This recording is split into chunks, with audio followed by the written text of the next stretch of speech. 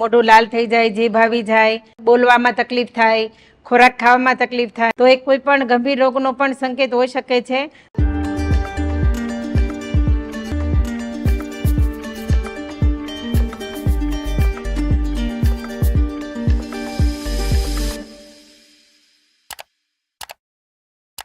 મોઢામાં ચાંદા પડવા એને આપણે ખૂબ જ સામાન્ય તકલીફો ગણીએ છીએ અને સામાન્ય તકલીફ જ છે, પણ જો વારંવાર ચાંદા પડે છે તો એને તમે અલ્સર કહી શકો છો અથવા તો કેન્સરનો સોર્સ પણ કહી શકાય છે. કેમ કે આપણને બધાને ખબર છે કે મોઢામાં નાની એવી ચાંદી પડી હોય અને એને ધ્યાન ના દેતા ઘણી બધી વખત કેન્સરનું પણ રિએક્શન આવી શકે છે અને કેન્સર પણ નીકળે છે. પણ એવા લોકોને વારંવાર ગળામાં મોઢામાં ચાંદા પડતા હોય છે, તો એ શેના કારણે પડે છે અને શું કાળજી લેવી જોઈએ, તો શું ન કરવું જોઈએ? તો સૌથી પહેલાં તો જ્યાં સુધી મોઢામાં ચાંદા પડે છે ત્યાં સુધી તમારે કોઈ પણ ગરમ વસ્તુ અથવા મસાલેદાર વસ્તુ અથવા તો કોઈ પણ પ્રકારના ગરમ પદાર્થ, ધારો કે લસણ છે, મરચું છે, કાંદા છે, ગરમ મસાલાવાળી વસ્તુ છે, જે ઇન્ટરનલ આપણને ગરમી પેદા કરે છે, એવા અજમા છે, એવી દરેક વસ્તુ ન ખાવી જોઈએ જે આપણને કોઠાની ગરમી વધારે. અને લસણ છે, મેથી છે, જેને પ્રકૃતિની ગરમ વસ્તુ કહી શકાય છે, એવી વસ્તુ પણ ન ખાવી જોઈએ. અને સ્વાદમાં પણ ગરમ હોય છે, તીખી હોય છે, એવી વસ્તુ પણ ન ખાવી જોઈએ. કુદરતી વેગ, જેમ કે આપણા શરીરમાં 14 પ્રકારના વેગ છે, ઊંઘ આવવી, આળસ ચડવી, બગાસું આવવું, આંખમાં આંસુ આવવા, ઇમોશનલ થઈ જવું, મળમૂત્રનો ત્યાગ, પરસેવો આવવો, આવી દરેક વસ્તુ આપણા બોડીમાં જે થાય છે એ બધું કુદરતી રીતે થાય છે. આ બધા કુદરતી વેગ છે. એવા કોઈ પણ પ્રકારના વેગને ન રોકવા જોઈએ જે આપણા શરીરની અંદર કુદરતી રીતે આવી રહ્યા હોય. ઉજાગરા કરવાના કારણે, ઊંઘ ઓછી થવાના કારણે, ઊંઘમાં અનિયમિતતા આવવાના કારણે પણ થાય છે. ખાસ કરીને જે લોકો વ્યસન કરી રહ્યા છે તો ક્યાંક ને ક્યાંક પોતે ચૂનાનું પ્રમાણ વધારી રહ્યા હોય, જ્યારે માવો ખાતા હોય, મસાલાવાળું પાન ખાતા હોય, તો જે તમારી પ્રકૃતિને માફક નથી આવતો એવો ચૂનો વધારે ખવાઈ જાય. અથવા તો એક રીતનું આલ્કોહોલ છે, એક જાતનું એવું ટોક્સિન છે જે બોડીમાં જરૂર નથી ને તમે નાખી રહ્યા છો, તો એની સાઈડ ઇફેક્ટ થવાની જ છે. અને વધારે પડતું પાણી પીવું જરૂરી છે, કેમ કે જે લોકો પાણી ઓછું પીતા હોય એને પોતાના જે બોડીની જે સિસ્ટમ છે એ સિસ્ટમ બરાબર ન ચાલે, જેના કારણે ડિહાઇડ્રેશન થાય અને શરીરમાં પાણીની ઉણપના કારણે પણ મોઢામાં ચાંદા પડે છે. કેમ કે ઓલરેડી આપણા બોડીમાં 75% પાણીની જરૂર છે, પણ આપણે જરૂર પૂરતી પાણી 2-3 ગ્લાસ, 4-5 ગ્લાસ નાખતા હોઈએ છીએ, પણ એવું ન કરતાં આપણા શરીરની અંદર જેટલા પ્રમાણમાં પાણીની જરૂર છે એ એટલું પાણી પીવું જોઈએ. ને ખાસ કરીને એનું પ્રમાણ કઈ રીતે માપી શકાય, તો દરરોજને માટે આપણો જે પેશાબ છે પાણી જેવા કલરનો આવે ત્યાં સુધી પાણી પીવું જોઈએ. ક્યારે પેશાબ પીળો આવે કે લાલ આવે અથવા તો ઘાટો પેશાબ આવે, દુર્ગંધવાળો પેશાબ આવે, તો સમજો કે બોડીમાં પાણીની ઉણપ છે. પણ એને વધારે પડતા જો ચાંદા પડવા મળે તો એ ગંભીર સમસ્યાનો વિષય છે. આવી સ્થિતિમાં તમારે સાવચેત રહેવાની ખૂબ જ જરૂર છે. તમારા મોઢાની અંદર પેપ્ટિક અલ્સર પણ થઈ શકે છે અથવા તો અલ્સરેટિવ કોલાઇસિસ પણ હોઈ શકે છે. આંતરડામાં ચાંદા પડી શકે છે.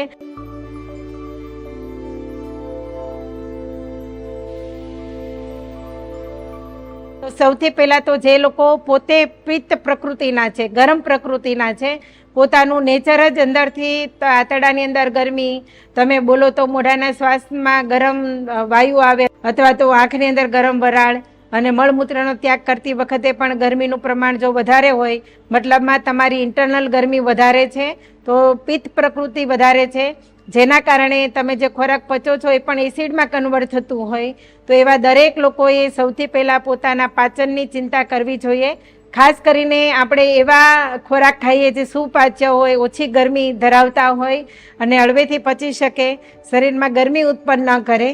શુદ્ધ, સાત્વિક અને સંતુલિત આહાર લેવો જરૂરી છે, જે તમારા શરીરની ગરમીને ઓછી કરે, તમારા શરીરમાં ઘટતા પોષક તત્વોને પૂરા પાડે અને તમારા બોડીની સિસ્ટમને સારી રીતે ચલાવે એવા ખોરાકની જરૂર છે. વધારે પડતા ઉપવાસ કરવાના કારણે અને ઉપવાસ કર્યા પછી પહેલું ભોજન તમે કયું લઈ રહ્યા છો, એસિડિક લઈ રહ્યા છો કે સાત્વિક લઈ રહ્યા છો, તો એ પણ ડિપેન્ડન્ટ કરે છે. ખાસ કરીને જે લોકો વધારે પડતું દહીં ખાતા હોય તો એવા લોકોને પણ તકલીફ થાય છે. વધારે પડતો ક્રોધ કરતા હોય, જે લોકોને ગુસ્સો વધારે આવે છે, એવા લોકોને પણ કુદરતી રીતે અંદરથી ગરમ વેગ ઉત્પન્ન થાય છે. જે લોકોની જઠરાગ્નિ બંધ પડી ગઈ છે, એટલે કે ક્યારેક વધારે ભૂખ લાગે, ક્યારેક ઓછી લાગે, ક્યારેક ભૂખ ન લાગે, આખો દિવસ જમ્યા વગર પણ ચાલી શકે, આવા અનિયમિત ભોજનની તકલીફ થઈ ગઈ છે, જેને મંદાગ્નિ કહી શકાય. જેટલું તમે જમો છો એટલું પચાવી નથી શકતા અને જેના કારણે આમ કાચો રહે છે અને આમ કાચો રહેવાના કારણે તમારું જે ખોરાક છે તે એસિડમાં કન્વર્ટ થાય છે. એવા લોકો જે વધારે પડતી દવા બોડીમાં લઈ રહ્યા છે, ઘણા બધા લોકોએ વર્ષોથી પોતાના શરીરની અંદર દવાઓ એટલી બધી નાખી છે અને જેના રિએક્શન રૂપે શરીરમાં ગરમી ઉત્પન્ન થાય છે. તો એવા લોકોને ઘણી બધી વખત દવા વધવાના કારણે ગુમડા ને એવું બધું નીકળતું હોય છે. તો માનો કે અંદરના શરીરની અંદરની તમારી જે ગરમી છે તે વધી રહી છે.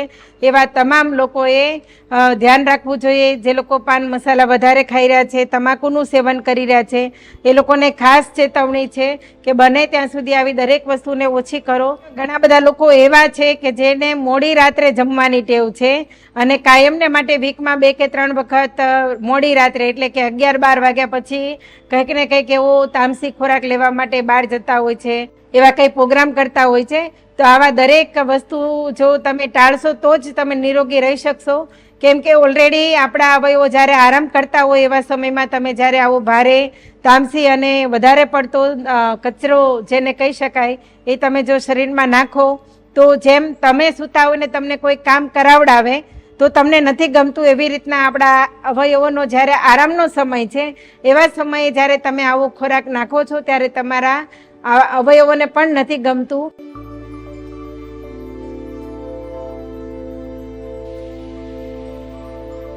પેસ્ટ બનાવી શકાય છે ઘી, હળદર અને મધ. તો આ પેસ્ટ બનાવીને તમને જ્યારે મોઢામાં ચાંદા પડે છે તો એ મધવાળી જે પેસ્ટ છે એ તમે તમારા ચાંદા પર લગાવીને તમને એમાં રાહત મેળવી શકો છો. ત્યાર પછી છે તમારા જે ખોરાકની અંદર પોષક તત્વયુક્ત આહાર લઈને તમે તમારા શરીરની ગરમી ઓછી કરી શકો છો. 1 ગ્લાસ ગરમ દૂધ, ગાયનું દૂધ લેવાનું અને એમાં 1 ચમચી ગાયનું ઘી, અડધી ચમચી હળદર અને 1 ચપટી સૂંઠ નાખવાની. એને 20 વખત એક ગ્લાસમાંથી બીજા ગ્લાસમાં હલાવીને અને રાત્રે સુવા ટાઈમે સુવા ટાઈમે ઊભા ઊભા જ્યારે આપણે લઈએ છીએ એનાથી માઇગ્રેન ઓછું થઈ શકે છે, આંતરડામાં ઓઇલ મળે છે, તમારો વાયુ કંટ્રોલ થઈ શકે છે, શરીરની ગરમી દૂર થઈ શકે છે. આવા અનેક એવી સમસ્યાઓ છે જેનો તમે ઉકેલ લાવી શકો છો. જ્યારે વધારે પડતું મોઢું આવી ગયું છે, ચાંદા વધારે પડી ગયા છે, ત્યારે નવશેકા પાણીની અંદર બેકિંગ સોડા નાખી અને તમે એના કુગળા કરીને તમારા મોઢાને રાહત અપાવી શકો છો. ત્યાર પછી છે ચણોઠીના પાન. તો ચણોઠીના પાનને ચાવીને એનો રસ તમે મોઢામાં ફેરવીને તમારા ચાંદાને રાહત કરી શકો છો. તો તુલસી એવી ઔષધિ છે જે આપણા દરેકના ઘરે અવેલેબલ છે. એનો એક મુખ્ય ગુણ છે તે એન્ટીઓક્સિડન્ટ છે જે આપણા શરીરની અંદરનું ટોક્સિનને બહાર કાઢે છે. તો એના કારણે પણ 4-5 પાન તમે જ્યારે સવારમાં મોઢામાં ફેરવીને ચગડો, એને ચવાતા નથી પણ આળામાળા ચાવી અને મોઢામાં ચગડવાથી પણ ચાંદામાં ઘણી બધી રાહત થાય છે. અને એક પ્રક્રિયા છે જે આયુર્વેદમાં ખૂબ જ ફેમસ છે અને એ છે ગંડૂસ. કે કોઈ પણ પ્રકારનું જે વધારે પડતી ગરમી છે તો કોપરેલનું તેલ લઈ શકાય, તલનું તેલ લઈ શકાય અને 2 ચમચી તેલ મોઢામાં નાખી અને 10-15 મિનિટ સુધી મોઢામાં ચારે બાજુ ફેરવવાથી તમારા મોઢાની ગરમી ઓછી થઈ શકે છે અને ચાંદામાં રાહત થઈ શકે છે. ખાસ કરીને મોઢાને ચોખ્ખું રાખવું જરૂરી છે અને મોઢાને ચોખ્ખું રાખવા કરતાં પેટને ચોખ્ખું રાખવું જરૂરી છે. કેમ કે કોઈ પણ પ્રકારનું મોઢામાં જે રિએક્શન આવે છે એ આપણા પેટમાં થયેલી સાઈડ ઇફેક્ટ છે. તો જેનું પેટ સાફ એના બધા રોગ માફ. આ સૂત્ર આપણને કાયમ માટે યાદ રહેવું જોઈએ. અને જો આટલું બધું કરવા છતાં પણ ફરક નથી પડતો તો તમે તમારા નજીકના આયુર્વેદિક ડૉક્ટરની સલાહ લઈ શકો છો અને છતાંય ફેર નથી પડતો તો તમે અમારો સંપર્ક કરી શકો છો. હું એક હેલ્પ ક્લબ ચલાવી રહી છું, નિરામય હેલ્પ ક્લબ. એની અંદર તમારા ઘણી બધી એવી તકલીફો છે જેને તમે જીવનશૈલી દ્વારા અને જીવન જીવવાની રીત અને પદ્ધતિ દ્વારા, પાણી, ખોરાક, ઊંઘ, કસરત અને પોઝિટિવિટી, આ 5 પાયાઓ દ્વારા તમે તમારા શરીરને નિરામય બનાવી શકો છો. અને આવો સહિયારો પ્રયત્ન કરીને આપણે ઘણા બધા લોકોની મદદ કરી શકીએ છીએ. આભાર.